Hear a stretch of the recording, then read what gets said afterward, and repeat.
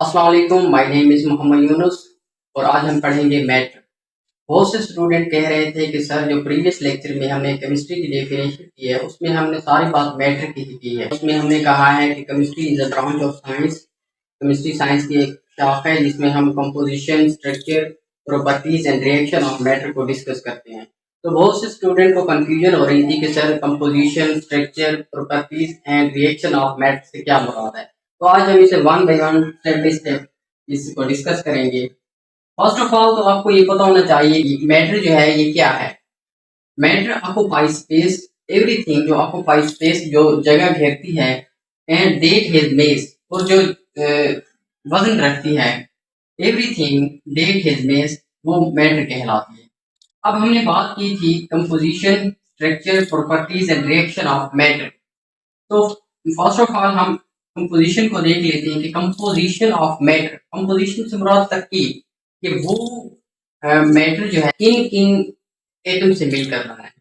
अब देखें, हमारे पास एक मैटर है H2O।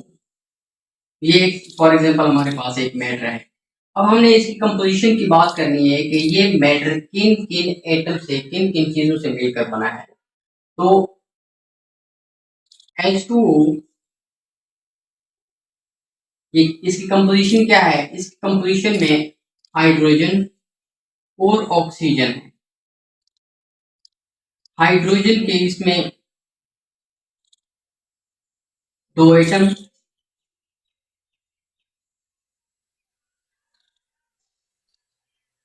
और ऑक्सीजन का इसमें एक एटम है।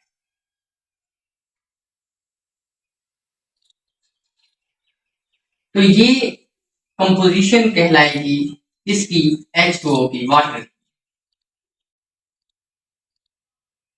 वाटर की कंपोजिशन में 2 हाइड्रोजन एटम और 1 ऑक्सीजन एटम, ये इसकी कंपोजिशन है। अब इसी तरह एक और मैटर है NaCl, सोडियम क्लोराइड। इसकी कंपोजिशन की बात करें तो इसकी कंपोजिशन में Na, सोडियम और Cl, क्लोरीन। ये सोडियम और क्लोरीन इसकी कंपोजिशन है किसकी? सोडियम क्लोराइड की। सोडियम और क्लोरीन मिलकर सोडियम क्लोराइड बना रहे हैं। तो ये हो गई इसकी कंपोजिशन की बात, कि वो एटम जो मिलकर कोई मैटर बना रहे होते हैं वो उसकी कंपोजिशन कहलाती है। अब इसी तरह इसके स्ट्रक्चर की बात करें हम। स्ट्रक्चर जो है वो असल में अरेंजमेंट ऑफ एटम है। स्ट्रक्चर जो है वो असल में अरेंजमेंट ऑफ एटम है, कि वो एटम किस तरह अरेंज हो रही है, उनकी बनावट किस तरह है। हम स्ट्रक्चर की बात करें तो स्ट्रक्चर क्या है? असल में अरेंजमेंट ऑफ एटम है। अब हम स्ट्रक्चर की बात करें, सपोज हमारे पास H2 एक मैटर है। इसका स्ट्रक्चर की बात करते हैं हम, हाइड्रोजन और ऑक्सीजन, ये उसकी कंपोजिशन थी। हमने पढ़ा है कि हाइड्रोजन के 2 एटम और ऑक्सीजन का एक एटम मिलकर मैटर बनाते हैं H2O। अब इसका स्ट्रक्चर कैसा है, इसकी बनावट कैसी है? इसकी बनावट की बात करते हैं, हाइड्रोजन, ऑक्सीजन, हाइड्रोजन, ये इस तरह कंबाइन होंगे तो इनके दरमियान बनेगा कोवलेंट बॉन्ड। ये आपस में कोवलेंट बॉन्ड बनाते हैं।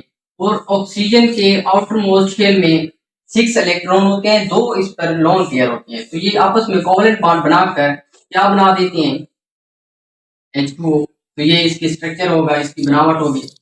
अब इसी तरह NaCl स्ट्रक्चर क्या है? NaCl,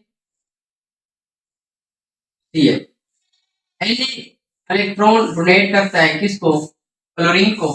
इस पर पॉजिटिव और इस पर नेगेटिव चार्ज आ जाता है, और इन दोनों के दरमियान क्या बनता है? Ionic bond.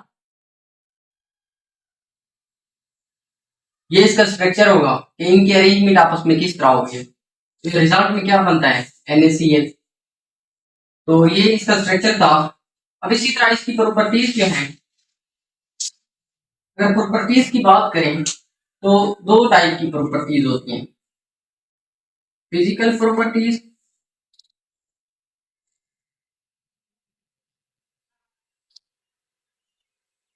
और केमिकल प्रॉपर्टीज।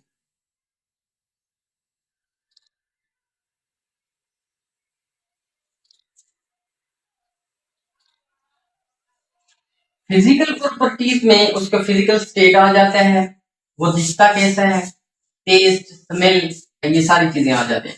अब अगर हम बात करें HO2 के फिजिकल प्रॉपर्टीज की, तो इसका फिजिकल स्टेट